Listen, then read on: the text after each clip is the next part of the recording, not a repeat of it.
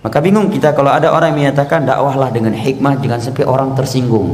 Ya akhi, kalau kita menyampaikan kebenaran yang datang dari Al-Quran dan hadis dengan pemahaman para sahabat Nabi SAW, pasti banyak orang yang tersinggung.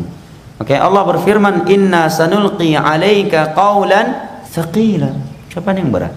Sekarang berbicara tentang tauhid, menyuruh manusia untuk memurnikan ketergantungan hati mereka hanya kepada Allah. Kita terangkan bahaya syirik, tidak boleh menyembelih untuk selain Allah, menyembelih untuk laut, tidak boleh melahap berkah ke kuburan-kuburan, tidak boleh menjadikan orang-orang yang telah meninggal sebagai perantara antara kita dengan Allah dalam beribadah, dalam berdoa. Tetapi hendaknya langsung kita berdoa kepada Allah. Pasti banyak orang yang marah.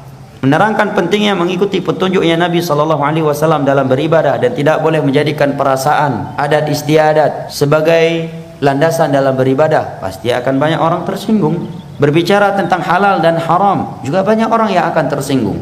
Bahkan kalau kita menjelaskan sifat solat Nabi aja, banyak orang yang tersinggung. Kita sedang menerangkan sifat solat Nabi, tiba-tiba ada orang yang akan menyatakan, emangnya solat kalian aja yang benar? Udah pasti solat kalian aja yang diterima oleh Allah, solat orang lain nggak diterima. Sedang dijelaskan hadis-hadis yang menerangkan sifat solat Nabi tanpa menunjuk batang hidung manusia bahwa solat kamu nggak benar. Tapi banyak orang yang tersinggung tatkala merasa sholatnya itu tidak sesuai dengan apa yang dijelaskan dari hadis-hadis Nabi.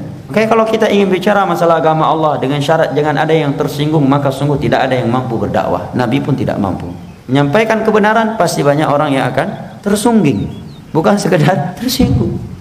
Maka berarti maknanya tidak perlu lagi berdakwah. Cukup saja bicara masalah syurga, indahnya syurga, bahayanya neraka, fadilah salat, fadilah baca Al-Quran, fadilah ke masjid.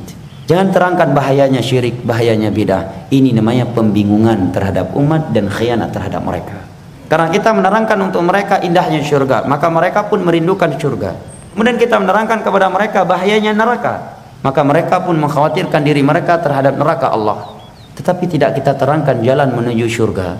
Yang mana jalan menuju syurga yang paling besar adalah tauhid dan mengikuti sunnah Rasulullah SAW dengan pemahaman para sahabatnya.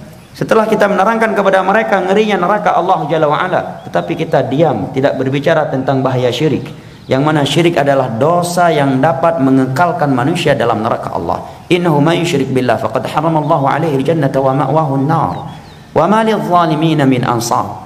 Apabila seorang mati membawa satu syirik saja dari syirik besar, umurnya 80 tahun, 70 tahun, 11 bulan, 29 hari dia selalu bertauhid dan selalu ibadah sesuai dengan sunnah Nabi. Satu hari sebelum mati dia datang ke kuburan, menjadikannya sebagai perantara antara dia dengan Allah dalam beribadah, atau menyembelih untuk laut, atau menganggap ada orang wali-wali yang mengetahui perkara gaib. Selesai.